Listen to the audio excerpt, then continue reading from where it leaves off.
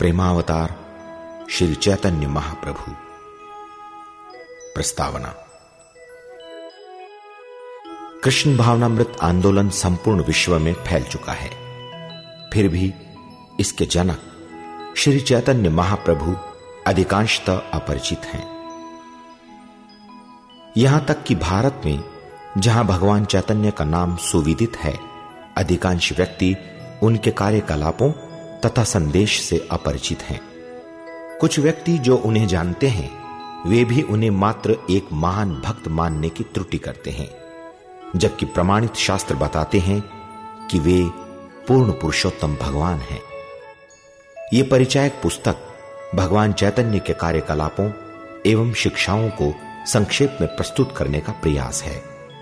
इसमें मुख्यतः उनकी मूल जीवनियों यथा चैतन्य चरितामृत तथा चैतन्य भागवत से अंश लिए गए हैं। परंपरागत हिंदू समाज की कई प्रथाएं, रीतियां, व्यवहार तथा भगवान चैतन्य के व्यक्तित्व का भी इसमें विस्तार पूर्वक वर्णन है। ये वर्णन अनभिज्ञ व्यक्ति को आश्चर्यजनक प्रतीत हो सकते हैं, तथापि पाठकों से यह निवेदन है कि विषय को धैर्य तथा पक्षपात रहित होकर पढ़ें। ऐसा करने से वे भगवान चैतन्य की दया, मधुरता, उनके मनोभाव तथा उनके आंदोलन की कुछ सीमा तक सराहना कर पाएंगे। विस्तृत जानकारी श्री चैतन्य चरितामृत को पढ़कर प्राप्त की जा सकती है। प्राकथन। भगवान चैतन्य के अनेक नाम हैं। उनके पिता ने उनका नाम विश्वंभर रखा। युवावस्था में उन्हें निमाई पंडित के नाम से जाना जाता था। जब उन्होंने संन्यास ग्रहण किया, तब वे श्री कृष्ण चैतन्य कहलाए। वे श्री चैतन्य महाप्रभु या केवल महाप्रभु के नाम से भी सुविख्यात थे। अपनी लीलाओं में वे गौरांग अथवा गौर हरि के नाम से जाने गए, क्योंकि उनका वर्ण गौर यानी स्वर्णिम था। भगवान ने अपने प्रथम 24 वर्ष पश्चिम बंगाल में नवद्वीप नामक स्थान पर व्यतीत किए। तदुपरांत उन्होंने गृहस्थ जीवन का त्याग करके संन्यास ग्रहण किया। पुरी को अपना मुख्य कार्यस्थल बनाकर महाप्रभु ने 6 वर्षों तक दक्षिण भारत, बंगाल तथा वृंदावन में भ्रमण किया। अपने प्रकट लीला के अंतिम 18 वर्ष उन्होंने पुरी में बिताए, जहां वे कृष्ण प्रेम के गहनतम महाभाव में और गहरे उतरते गए।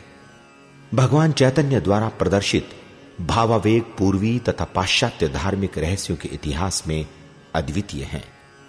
उनके जीवनी लेखकों ने यह लिपिबद्ध किया है कि महाप्रभु के कृष्ण वियोग के महाभाव में कभी कभी सिर, भुजाएं तथा पैर कछुए के समान शरीर में समाविष्ट हो जाते थे।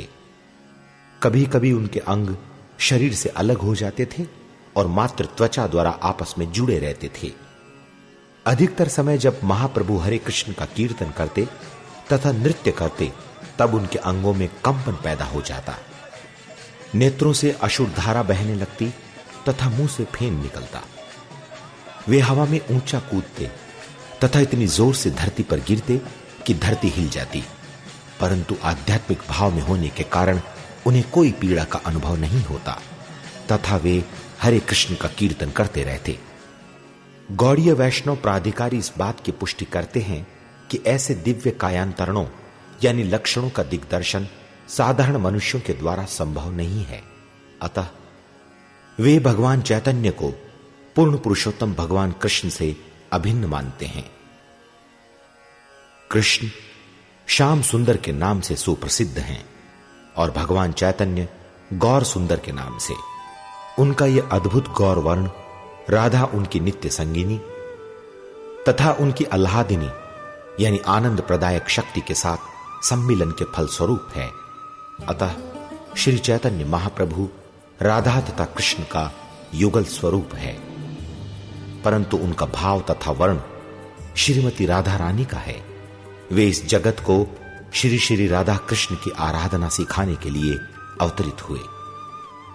भगवान चैतन्य की भांति उनके भक्त भी तेजस्वी हैं।